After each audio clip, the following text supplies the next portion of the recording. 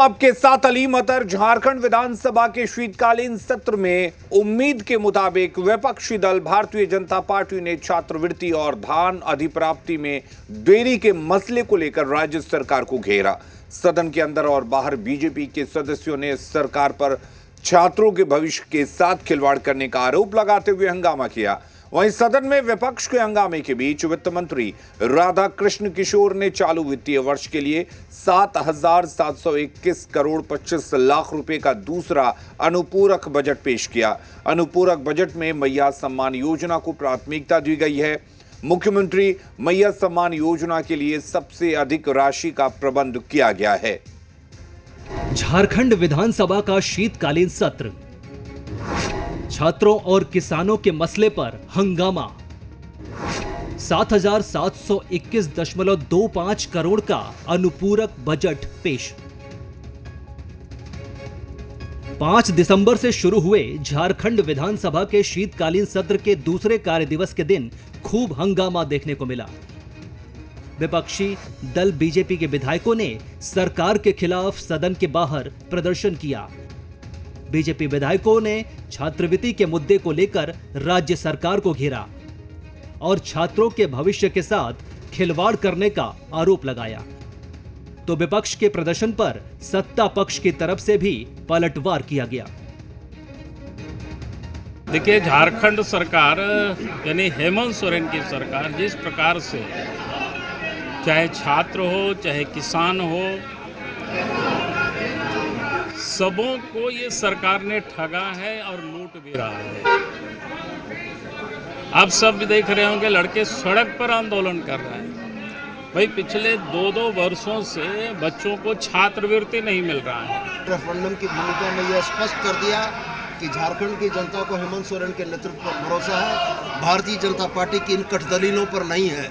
और मैं पुनः दोहरा कर कहता हूँ कि जो मुद्दे जनता को नहीं छूते हैं उनमें ही पिछला 5 साल इन लोगों ने निकाला है और इस बार भी ये वही गलती कर रहे हैं। और मैं ये मानता हूँ कि 29 का चुनाव भी इनके लिए बड़ा सबक होगा। छात्रवृत्ति के मसले पर हंगामे का आलम सदन के अंदर भी देखने को मिला। सदन की कार्यवाही शुरू होते ही बीजेपी विधायकों ने छात्रवृत्ति और धान खरीद के मसले उठाए। इस दौरान विपक्ष और सत्ता पक्ष की ओर से आरोप प्रत्यारोप देखने को मिला। बीजेपी विधायकों के साथ सत्ता पक्ष के विधायक वेल में पहुंचकर हंगामा करते दिखे। स्पीकर के बार बार शांत रहने के आग्रह पर भी सत्ता पक्ष और विपक्ष के विधायक हंगामा करते रहे, जिसके बाद सदन की कार्यवाही 12 बजे तक के लिए स्थगित कर दी गई। अध्यक्ष महोदय, ये तो यही हुआ कि 70 चूहा खाकर बिल्ली चली हज को।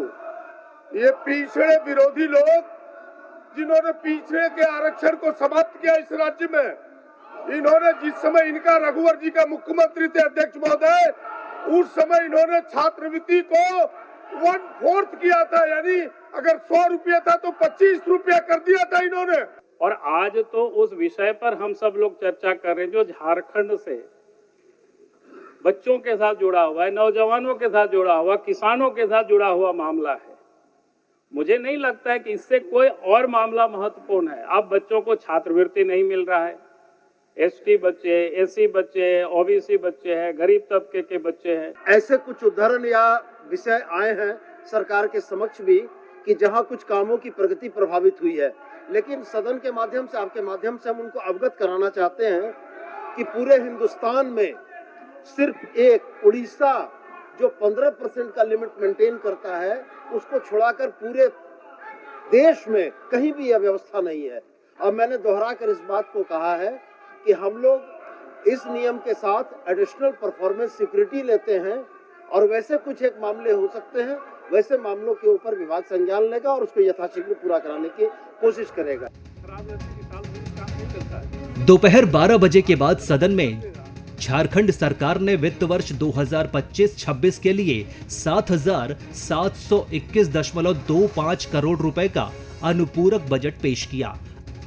अनुपूरक बजट में मुख्यमंत्री मैया सम्मान योजना के लिए सबसे अधिक राशि का प्रबंध किया गया।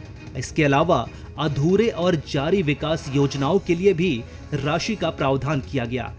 गरीबी उन्मूलन और सामाजिक सुरक्षा योजनाओं को भी अनुपूरक बजट में शामिल किया गया। बजट प्रस्तुति के बाद स्पीकर ने सदन की कार्यवाही 9 दिसंबर तक के लिए स्थगित कर दी। अनुपूरक बजट की मांगों पर 9 दिसंबर को सदन में बहस होगी।